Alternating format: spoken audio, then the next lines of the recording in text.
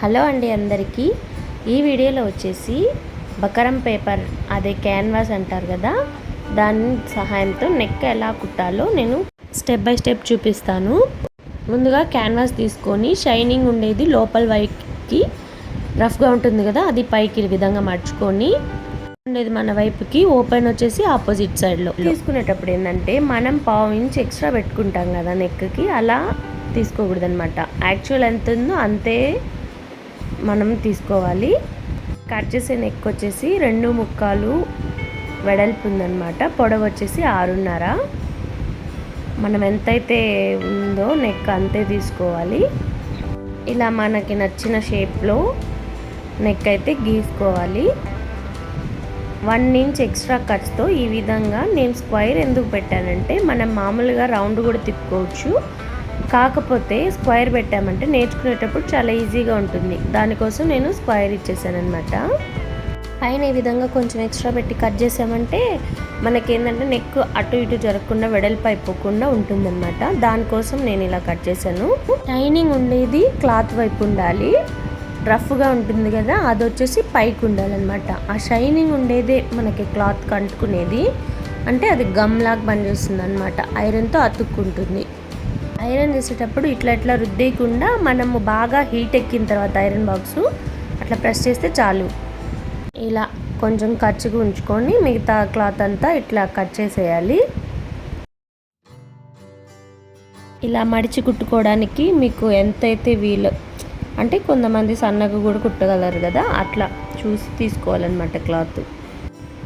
మనం రౌండ్ కూడా పెట్టుకోవచ్చు, కాకపోతే స్క్వేర్ అయితే చూడండి ఈజీగా అయిపోద్ది అనమాట. అందుకోసం ఇది ఎట్లా లోపల ఉండేదే కదా, సో నేను అట్లా తీసుకున్నాను. ఈ విధంగా మిడిల్కి ఒక కట్ అయితే పెట్టుకోవాలి. కటింగ్ చేసేటప్పుడు నెక్స్ అయితే కట్ చేయకూడదు. చూడండి ఈ విధంగా ముందు లైనింగ్ క్లాత్ వేయాలి, ఆ తర్వాత మెయిన్ ఫ్యాబ్రిక్ని వచ్చేసి రైట్ ఆర్ రాంగ్ చూసుకొని రైట్ సైడ్ని ఎప్పుడైనా మెయిన్ ఫ్యాబ్రిక్ ఒక రైట్ సైడే మనం నెక్ ఈ విధంగా, అంటే క్యాన్వాస్ మన వైపు ఉండాలి, క్లాత్ వచ్చేసి కింద వైపు ఉండాలి. ఇలా మిడిల్కి ఒక స్టిచ్ చేసుకొని క్యాన్వాస్ మీద అస్సలు పడకూడదు స్టిచ్ అనేది, క్యాన్వాస్కి పక్కనే వేయాలన్నమాట. ఇక్కడ పిన్స్ కూడా యూజ్ చేయొచ్చు, కాకపోతే ఇలా వేసుకున్నామంటే ఇంకా నీట్గా వస్తుంది. ఇలా క్యాన్వాస్కి పక్కనే వేయాలి ఈ స్టిచ్ అనేది.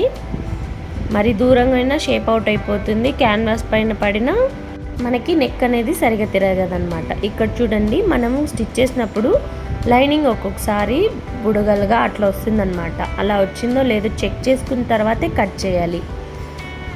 లైనింగ్ వచ్చేసి పడిపోయింది అనుకోండి, అప్పుడు కట్ చేస్తే మనకి బాడీ పార్ట్ అయితే తగ్గిపోద్ది అనమాట. ఈ విధంగా కట్స్ పెట్టుకోండి. ఆ దారం కట్ అవ్వకుండా చూసి నెమ్మదిగా కట్లు పెట్టుకోండి. తర్వాత చూడండి ఎంత ఈజీగా తిరుగుతుందో. మనం క్యాన్వాస్ పైన వేసామంటే మనకు తిరగడం చాలా కష్టం అయింది, షేప్ అవుట్ కూడా అయిపోద్ది అనమాట. కాబట్టి స్టిచ్ చేసేటప్పుడు జాగ్రత్తగా వేయాలి. ఈ విధంగా ఎడ్జ్కి ఒక స్టిచ్ వేసుకోవాలి. నేను ఇంత క్లియర్గా చెప్పడానికి ఏంటంటే రీజన్, నేర్చుకునే వాళ్ళకి యూజ్ అవుతుంది అనమాట. మనం ఆల్రెడీ టైలరింగ్ వచ్చిన వాళ్ళకంటే కొత్తగా నేర్చుకుంటుంటారు కదా, చాలా కన్ఫ్యూజ్గా ఉంటుంది అనమాట. దానికోసమే ఇంత క్లియర్గా చూపిస్తున్నాను. ఇక్కడ చూడండి మెయిన్ ఇదేనమాట, మనకి హెమ్మింగ్తో పని లేకుండా, అంటే చూడండి ఈ విధంగా మెయిన్ ఫ్యాబ్రిక్ ఒకవైపుకి లైనింగ్ ఫ్యాబ్రిక్ ఇంకో వైపు పెట్టి ఈ విధంగా ఒక స్టిచ్ వేసుకున్నామంటే మనం ఇంకా హెమ్మింగ్ చేసే పని ఉండదన్నమాట. మనం చెక్ చేసుకుంటూ మెయిన్ ఫ్యాబ్రిక్ రాకుండా చెక్ చేస్తూ స్టిచ్ వేసుకోవాలి.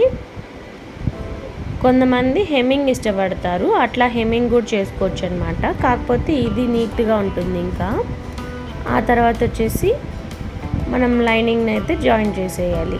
ఈ విధంగా సర్దుకుంటూ లాంగ్ డ్రెస్కి అనమాట. మామూలు డ్రెస్సులకైనా నెక్ వేసే విధానం మాత్రం ఇదే, ఏం మారదు. ఈ వీడియో మీకు యూజ్ అవుతుందని అనుకుంటున్నాను. ఇంకా టైలరింగ్లో ఇలాంటి మంచి టిప్స్ అయితే నేను షేర్ చేస్తాను, ఖచ్చితంగా యూజ్ అవుతుంది. నా ఛానల్ని సబ్స్క్రైబ్ చేసి సపోర్ట్ చేయండి. చూడండి ఈ విధంగా వేసేసి కూడా మనకేం కనపడదన్నమాట పైకి. నచ్చింది కదా, అయితే ఇంకెందుకు లేట్, సబ్స్క్రైబ్ చేయండి. మీ నుంచి ఏం కోరుకుంటానండి, లైక్ షేర్ సబ్స్క్రైబ్ అంతే కదా. Thanks for watching. సబ్స్క్రైబ్ చేయడం మర్చిపోబాకండి.